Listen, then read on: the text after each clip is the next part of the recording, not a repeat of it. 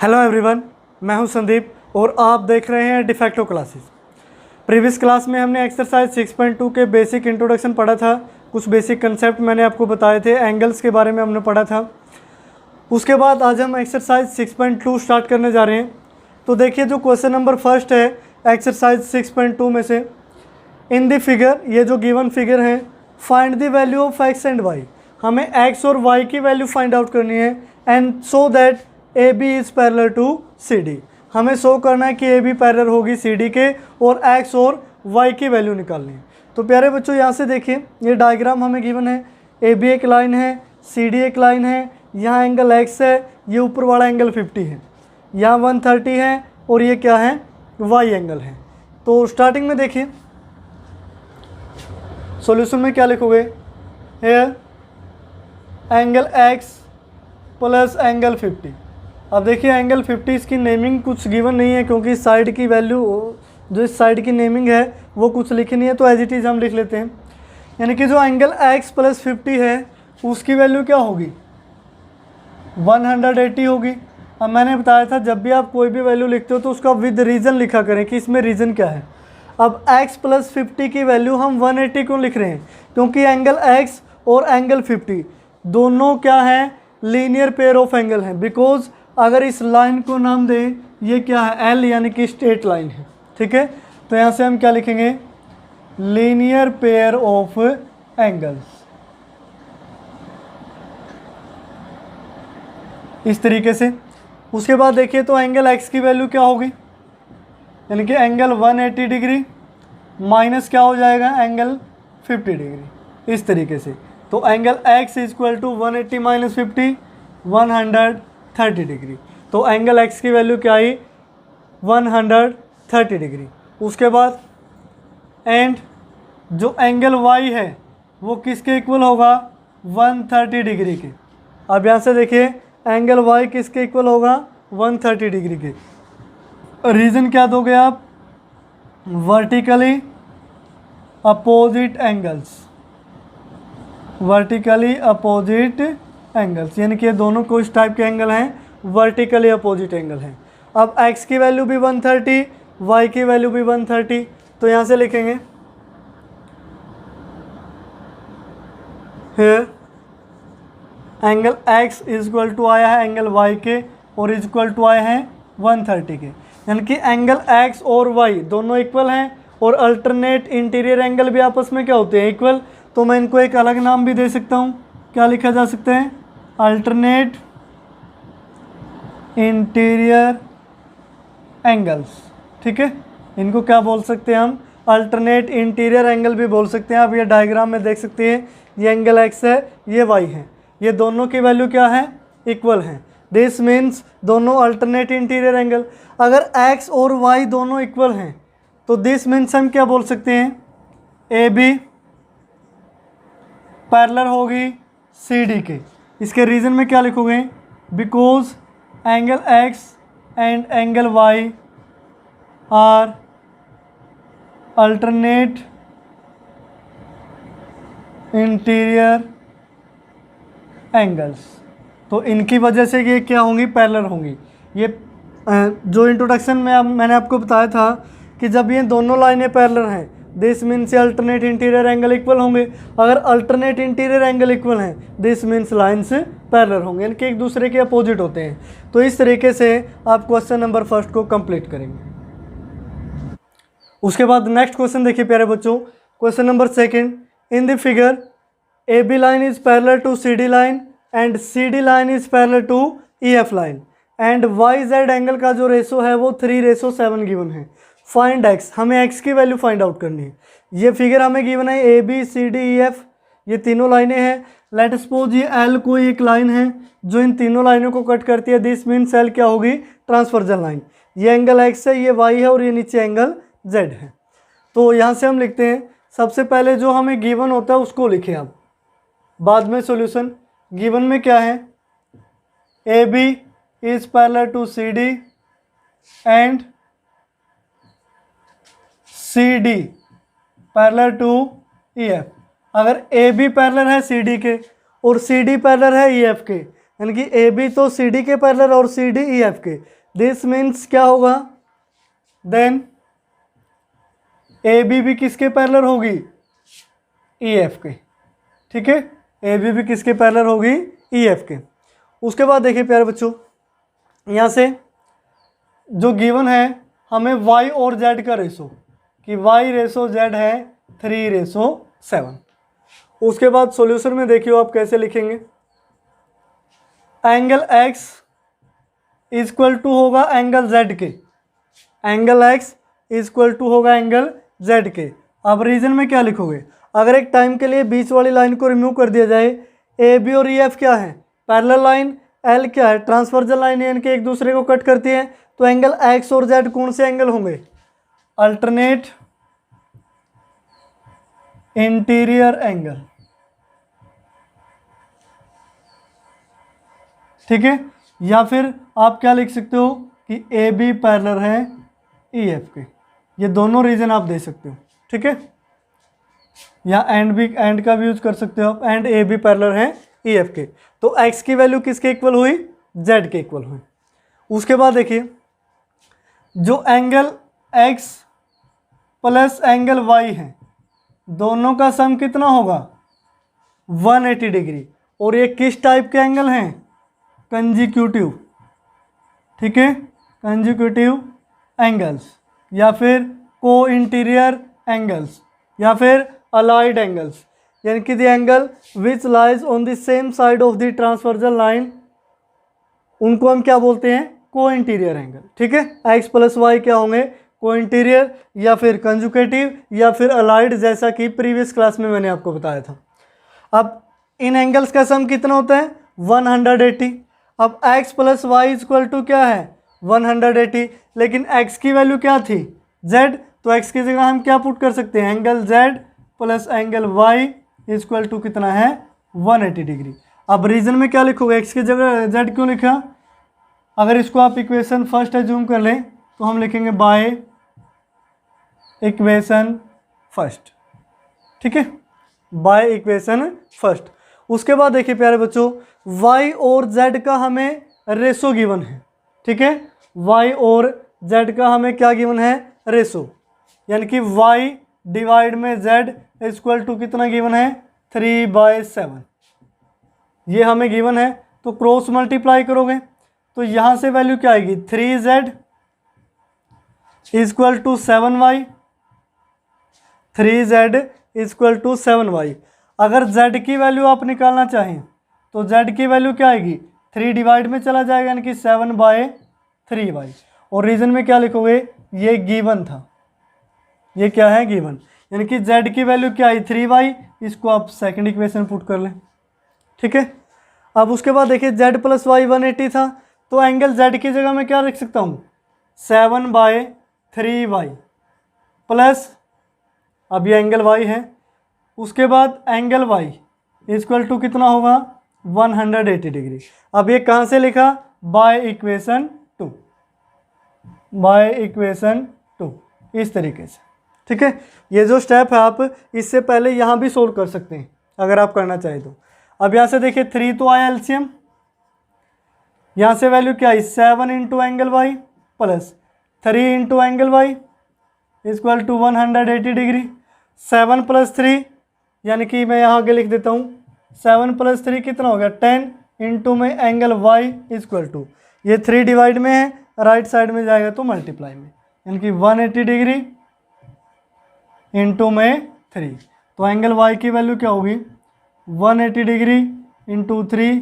अब ये 10 मल्टीप्लाई में है तो डिवाइड में, 10 से 1 0 कैंसिल, 18 3 जा 54 डिग्री। तो एंगल वाई की वैल्यू क्या होगी, 54 डिग्री। लेकिन वैल्यू किसकी निकालनी थी, एक्स की, किसकी निकालनी थी, एक्स की। तो यहाँ से देखिए जो एंगल एक्स है प्लस एंगल वाई है, दोनों की वैल्यू क्या गिवन थी, 180। एंगल एक्स प्लस वाई की वैल्यू कितनी आई, 54 डिग्री इक्वल टू 180। तो एंगल एक्स की वैल्यू क्या आएगी, 180 माइनस 54 डिग्री। 180 माइनस 50 करोगे 130, 130 में से 4 और माइनस करोगे तो 126 डिग्री। तो एंगल एक्स कितना आएगा हमारा, 126 डिग्री आएगा, जिसकी वैल्यू हमसे पूछी गई थी। तो एक बार सारे स्टेप नोट कर लीजिए। सबसे पहले जो गिवन था वो लिखा, एक्स जेड के इक्वल अल्टरनेट इंटीरियर एंगल है। उसके बाद ये सारे स्टेप्स और लास्ट में यहाँ जो एंगल एक्स की वैल्यू है वहाँ तक। आप ये चीज़ ध्यान रखें कि आपने जो गिवन है स्टेटमेंट में, आपके पास जो गिवन है उससे आपने रिजल्ट तक कैसे पहुँचना है, यानी कि फाइंड आउट करना एक्स। तो इसका हम कैसे यूज़ करें कि इस तरीके से हम एंगल एक्स तक पहुँच जाए। तो इन चीज़ों का आप ध्यान रखें। इस तरीके से आप क्वेश्चन नंबर 2 को ईजिली सोल्व कर सकते हैं। उसके बाद नेक्स्ट क्वेश्चन देखिए प्यारे बच्चों, question number 3, in the figure A B is parallel to C D. अब ये फिगर है, जो ए बी और सी डी लाइन है वो एक दूसरे के पैरेलल हैं। E F perpendicular to C D, यानी कि जो ई एफ है ये सी डी के ऊपर क्या है, परपेंडिकुलर है, यानी कि 90 डिग्री है। यहाँ पे देखिए 90 डिग्री का सिंबल है। Angle G E D equal to 126। G E D यानी कि जो कंप्लीट एंगल है ये, इसकी वैल्यू कितनी है, 126 डिग्री। फाइंड ए G E angle, G E F angle और एफ जी ई, यानी कि ये तीनों एंगल हमें फाइंड आउट करने हैं। तो सबसे पहले एंगल फाइंड आउट करने के लिए जो हमें गिवन होता है उसको हम लिख लेते हैं। अब गिवन में क्या है, ए बी पैरेलल है सी डी के। सेकंड क्या गिवन है, ई एफ परपेंडिकुलर है सी डी के। थर्ड क्या गिवन है, angle G E D equal to होगा 126 के। ठीक है, तो जो गिवन है उसमें से हमें देखना है कि गिवन में से हम क्या यूज़ करें कि हम इन रिजल्टों तक पहुँचे जो हमें निकालना होता है। अब गिवन में देखिए जी ई डी 126 है, जी ई डी यानी कि कंप्लीट एंगल। तो यहाँ से देखिए मैं लिख सकता हूँ सॉल्यूशन में, angle G E D is equal to होगा एंगल ए जी ई के, यानी कि इस एंगल के, एंगल ए जी ई के, एंगल ए जी ई। अब रीजन में क्या लिखोगे, अब ये दोनों किस टाइप के एंगल हैं, if line A B and C D are parallel then G E is a transversal line. अब जी ई क्या होगी, एक ट्रांसवर्जल लाइन। दिस मीन्स ये कौन से एंगल होंगे, अल्टरनेट इंटीरियर एंगल्स। ये दोनों किस टाइप के एंगल होंगे, अल्टरनेट इंटीरियर एंगल। ध्यान रहे ये दोनों साइडें पैरेलल हैं और ये साइड क्या है, जी एक ट्रांसवर्जल साइड है। तो इस तरीके से ये दोनों क्या हुए, अल्टरनेट इंटीरियर एंगल। देन जो एंगल ए जी ई की वैल्यू है वो भी क्या हो जाएगी, जो जी ई डी की वैल्यू है, यानी कि 126 डिग्री। तो ये फर्स्ट वैल्यू तो हमने निकाल दी। उसके बाद देखिए, अगर मैं आपसे बोलता हूँ कि जो एंगल जी ई डी है उसको मैं क्या लिख सकता हूँ, इस complete angle G E D को angle G E F, angle G E F plus में उसके बाद एंगल एफ ई डी, उसके बाद क्या लिखा जा सकता है, एफ ई डी। अब देखिए जी ई डी क्या लिखा, G E F plus F E D, यानी कि दोनों के सम के इक्वल में है। तो जी ई डी की वैल्यू क्या थी, 126, तो यहाँ पुट कर दीजिए equal to angle G E F, G E F यानी कि ये वाला एंगल, सिर्फ ये। अब इसके बारे में हमें कुछ भी नहीं पता तो एज इट इज लिखा रहने दो, angle G E F plus angle F E D, F E D यानी कि ये वाला एंगल कितना गिवन है हमें, 90 डिग्री। ठीक है, इस तरीके से। तो एंगल जी ई एफ की वैल्यू क्या होगी, एंगल जी ई एफ, अब मैंने इसको लेफ्ट साइड में लिख लिया, ये 90 लेफ्ट साइड में आएगा, यानी कि 126 माइनस 90 डिग्री किसके इक्वल होगा, जी एफ के। तो मैं यही लिख रहा हूँ, angle G F equal to 126 minus में 90 डिग्री। 126 माइनस 90 करोगे तो कितना आएगा, 36 डिग्री। तो एंगल जी एफ की वैल्यू क्या आई, 36। अब एक और एंगल रहता है F G E, F G ई। अब इसमें देखिए मैं यहाँ लिख देता हूँ, angle A G E plus angle F G E, दोनों की वैल्यू क्या होगी, 180। देखिए ए जी ई यानी कि ये वाला एंगल और एफ जी ई यानी कि ये वाला एंगल, दोनों की वैल्यू 180 क्यों है, क्योंकि लीनियर पेयर ऑफ एंगल्स हैं दोनों, लीनियर पेयर ऑफ एंगल्स। इस तरीके से प्यारे बच्चों। उसके बाद देखिए ए जी ई की वैल्यू अभी हमने निकाली थी, देखिए कितनी आई थी 126, तो यहाँ 126 degree plus angle F G E की वैल्यू एज इट इज़, इसका बारे में हमें पता नहीं है, तो कितने के इक्वल होगा 180। तो एंगल एफ जी ई किसके इक्वल होगा 180 डिग्री माइनस में 126 डिग्री।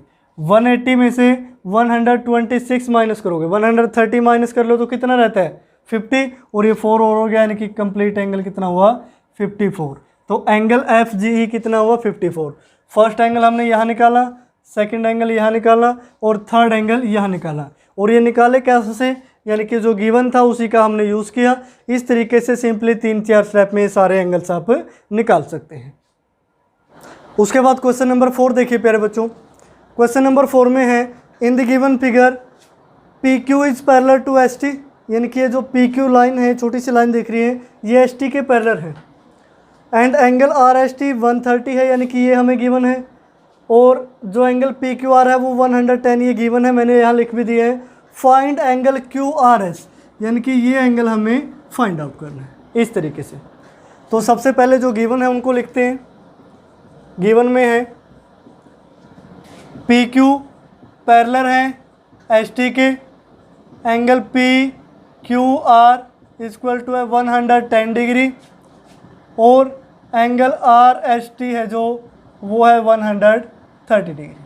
उसके बाद देखिए कुछ हम अपनी तरफ से ड्रॉ करते हैं, तो जो भी आप अपनी तरफ से ड्रॉ करते हैं उसको आप कंस्ट्रक्शन के अंदर लिखेंगे कि आपने क्या कंस्ट्रक्ट किया है, इस तरीके से। ये नहीं कि आपने बस जो मर्जी आया और वही लिख दिया, भी कंस्ट्रक्शन आपने क्या की है उस तरीके से। तो यहाँ मैं लिख रहा हूँ draw a line parallel to S T, ठीक है। एस टी के पैरेलल एक लाइन ड्रॉ करेंगे पासिंग थ्रू पॉइंट आर, जो पॉइंट आर से पास होती हो, यानी कि हम इस तरीके से ड्रॉ कर सकते हैं भी एक लाइन हमने ड्रॉ की पॉइंट आर से पास होती हुई, जो किसके पैरेलल है एस टी के पैरेलल है। इसको हम एक नाम दे देते हैं ए और बी, इस तरीके से, ठीक है। यहाँ ये भी लिख सकते हैं draw a line A B, यानी कि नाम भी दे दिया, पैरेलल टू एस टी और पासिंग थ्रू किससे पॉइंट आर से। तो यहाँ से देखिए उसके बाद सॉल्यूशन में आप क्या लिखोगे, सॉल्यूशन क्या होगा, जो एंगल है R S T, angle R S T plus angle S R B, angle कौन सा है एस आर बी, दोनों का सम कितना होगा 180 डिग्री। अब रीजन में क्या लिखोगे, अब देखिए ये दोनों क्या है पैरेलल लाइंस, और ये जो एस आर लाइन दोनों को कट कर रही है एक पॉइंट पे, दिस मीन्स ये क्या होगी ट्रांसवर्जल लाइन, और ट्रांसवर्जल लाइन के एक साइड के एंगल को हम क्या बोलते हैं को इंटीरियर एंगल्स, को इंटीरियर एंगल्स, इस तरीके से। क्योंकि ये को इंटीरियर एंगल है तो सम कितना होगा 180 होगा। तो आर एस टी की वैल्यू कितनी है, आर एस टी देखिए ये 130 गिवन है, तो 130 plus angle S R B equal to कितना होगा 180। तो एंगल एस आर बी की वैल्यू क्या आई 180 में से 130 माइनस होगा तो वैल्यू क्या आएगी 50 डिग्री। इसको हम फर्स्ट इक्वेशन एज्यूम कर लेते हैं। उसके बाद देखिए सेम इसी तरह जो एंगल पी क्यू आर है, angle P Q are plus angle A R Q, angle है ए आर क्यू, दोनों का सम कितना होगा 180, सेम एज इट इज़। अब देखिए अगर A B line S T के पैरेलल है तो ये ए बी पी क्यू के भी पैरेलल होगी, क्योंकि पी क्यू पैरेलल क्या था एस टी। तो यहाँ से रीजन में क्या लिखोगे, ये भी दोनों क्या है को इंटीरियर एंगल, ठीक है, ये भी क्या है को इंटीरियर एंगल्स। तो पी क्यू आर की वैल्यू क्या है 110 degree plus angle A R Q equal to क्या होगा 180। तो एंगल ए आर क्यू की वैल्यू क्या होगी 180 माइनस में क्या हो जाएगा 110, यानी कि वैल्यू क्या आई 70 डिग्री। इसको सेकंड इक्वेशन मान सकते हो। अब देखिए ये एंगल हमारा 50 डिग्री आया है, ये एंगल हमारा 70 डिग्री आया है। मैं यहाँ लिख देता हूँ। उसके बाद नेक्स्ट स्टेप में यहाँ आगे लिखूँगा। नेक्स्ट स्टेप में है जो एंगल ए आर क्यू है, यानी कि ये वाला angle, plus angle Q R S यानी कि जो हमें निकालना है, plus angle S R B, तीनों का सम कितना होगा 180 डिग्री। अब तीनों का सम 180 है तो इसका रीजन में क्या लिखोगे, because A R B is a straight line. तो यहाँ से लिखोगे because A R B is a straight line, इस तरीके से। यानी कि आपको रीज़न हर बार देना होता है कि आप ऐसा क्यों लिख रहे हैं। अब देखिए ए आर क्यू की वैल्यू क्या आई है 70 डिग्री, तो मैं यहाँ 70 डिग्री रख देता हूँ, plus angle Q R S हमने निकालना है, प्लस एस आर बी की वैल्यू क्या आई है 50 डिग्री, तो यहाँ लिख देते हैं 50 डिग्री इक्वल टू 180। अब तो एंगल क्यू आर एस की वैल्यू क्या आएगी 70 प्लस 50 120 हो गया, और 120 राइट साइड में 180 में से माइनस होगा, तो 180 degree minus 120 degree. This means angle Q R S equal to कितना आया 60 डिग्री। यही हमने निकालना था। तो इस तरीके से आप कंप्लीट क्वेश्चन को सोल्व करेंगे। आप चाहें तो इसका स्क्रीनशॉट ले सकते हैं, यानी कि किस तरीके से सोल्व किया है ए टू जेड स्टेप। जब भी आप थ्योरम टाइप के क्वेश्चन करते हैं तो पहले गिवन में यानी कि जो भी दिया है वो लिखें, अगर आपने कुछ कंस्ट्रक्ट किया है तो वो लिखें कि आपने क्या कंस्ट्रक्शन की है, उसके बाद सॉल्यूशन के स्टेप्स, और सारा बिल्कुल साफ साफ लिखा हो विद रीज़न। यानी कि आप लिखते जा रहे हैं और साइड में ये नहीं पता है क्यों 180 आया है, क्यों इक्वल आया है, या इसकी क्यों वैल्यू 60 आई है, इस तरीके से। यानी कि जहाँ भी पॉसिबल हो वहाँ आप रीज़न दें। अब देखिए हर बार तो रीज़न देने की ज़रूरत नहीं है, यानी कि 130 उस साइड माइनस में हो गया इस वजह से 50 आया है, लेकिन जब भी कोई चीज़ इक्वल रखी जाती है, सम 180 आता है या ऐसा कुछ जहाँ इंपॉर्टेंट होता है, वहाँ आप रीज़न दें कि आपने ऐसा क्यों लिखा। बाकी तो कैलकुलेशन है, कैलकुलेशन में रीज़न देने की ज़रूरत नहीं है। तो इस तरीके से आप क्वेश्चन नंबर 4 को ईजिली कंप्लीट कर सकते हैं। उसके बाद क्वेश्चन नंबर 5 देखिए प्यारे बच्चों, in the figure A B parallel है सी डी के। अब ये फिगर है, ये दोनों लाइनें पैरेलल हैं। ए पी क्यू की वैल्यू 50 है, यानी कि ये एंगल जो पी आर डी है वो 127 है। फाइंड एक्स एंड वाई, यानी कि एक्स और वाई की वैल्यू हमें निकालनी है। तो सेम वाई प्रोसीजर, सबसे पहले गिवन में क्या है, ए बी पैरेलल है सी डी के। सेकंड है एंगल ए पी क्यू की वैल्यू है 50 डिग्री। थर्ड पॉइंट हमें गिवन है एंगल पी आर डी की वैल्यू है 127 डिग्री। अब इसमें कुछ कंस्ट्रक्शन नहीं करना, तो एज इट इज़ हम कहाँ पे चलेंगे, अब सॉल्यूशन पे।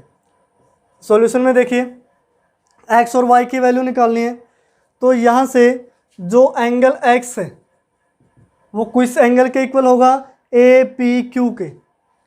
किसके इक्वल होगा, एंगल ए पी क्यू के। अब ऐसा क्यों है, ये दोनों किस टाइप के एंगल हैं, एंगल एक्स और एंगल ए पी क्यू। अब ए बी क्या है, ए बी और सी डी पैरेलल लाइन्स हैं, और ये जो पी क्यू है ये क्या है, ट्रांसवर्जल लाइन जो दोनों को कट कर रही है। दिस मीन्स ये दोनों एंगल होंगे अल्टरनेट इंटीरियर एंगल्स। ठीक है, ये होंगे अल्टरनेट इंटीरियर एंगल्स। तो जो एंगल एक्स की वैल्यू है वो ए पी क्यू की वैल्यू यानी कि किसके इक्वल होगी 50 की। तो एक्स की वैल्यू तो यहाँ से आ गई। उसके बाद देखिए जो एंगल है पी आर डी, एंगल है पी आर डी, वो इक्वल होगा एंगल ए पी आर के। किसके इक्वल होगा, एंगल ए पी आर के। ठीक है, ये दोनों एंगल भी किस टाइप के एंगल हैं, अल्टरनेट इंटीरियर एंगल्स। ये दोनों भी क्या है, अल्टरनेट इंटीरियर एंगल। मैं ए पी आर की बात कर रहा हूँ, यानी कि कंप्लीट एंगल। ये ध्यान रखें, ए पी आर और ये कंप्लीट एंगल दोनों क्या होंगे, इक्वल।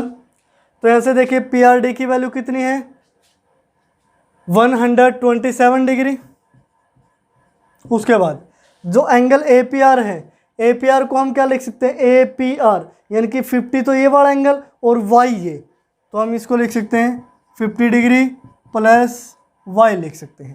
तो यहाँ रीजन में लिख सकते हो because angle A P R is equal to 50 degree plus क्या है, वाई है। ठीक है, या फिर ये लिख सकते हो ये गिवन है।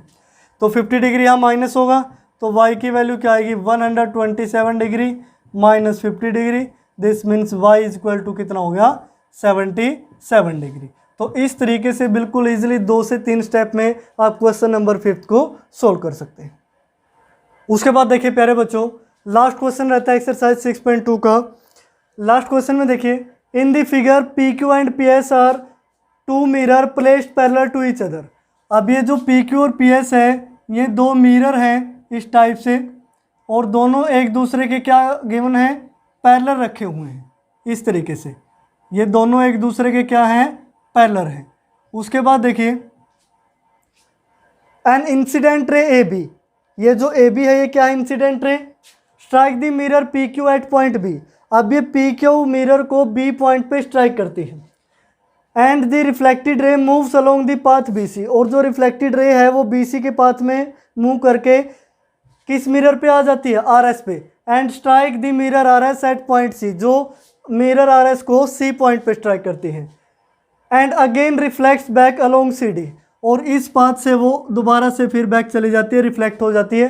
Prove that AB parallel to CD, हमें प्रूव करना है कि AB है जो पैरेलल होगा CD के। तो इस डायग्राम में देखिए, गिवन में आप लिखोगे PQ पैरेलल है RS के, सिर्फ हमें इतना गिवन है कि जो PQ मिरर है वो RS के है पैरेलल रखा हुआ है। उसके बाद कंस्ट्रक्शन में देखिए आप क्या लिखोगे, यहाँ कंस्ट्रक्शन, ड्रॉ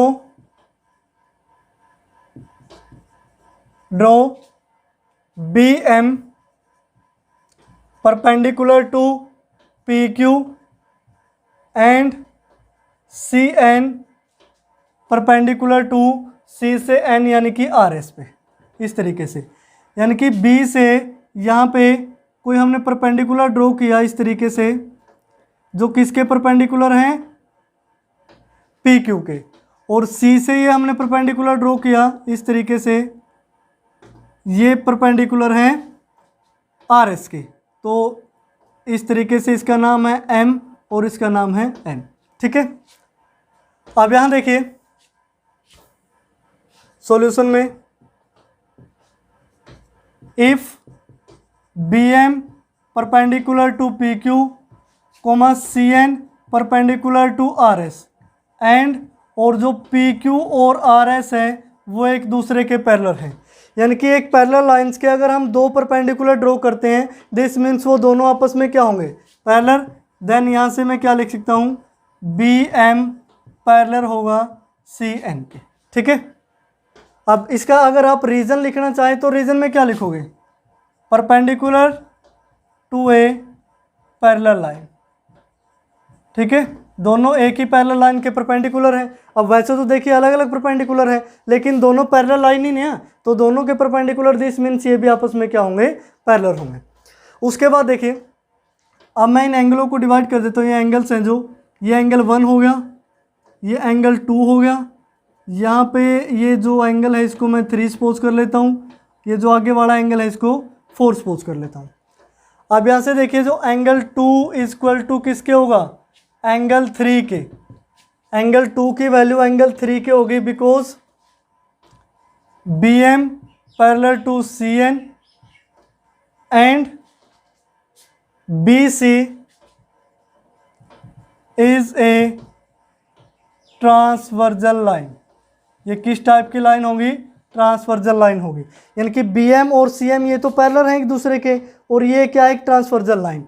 तो इस तरीके से ये कौन से एंगल होंगे एंगल 2 और 3, इसको आप ये भी लिख सकते हो अल्टरनेट इंटीरियर एंगल्स। सो आप इतना रीजन लिखेंगे, BM परपेंडिकुलर टू CN और BC ये क्या है ट्रांसवर्जल लाइन, सो ये क्या होंगे अल्टरनेट इंटीरियर एंगल होंगे, ठीक है।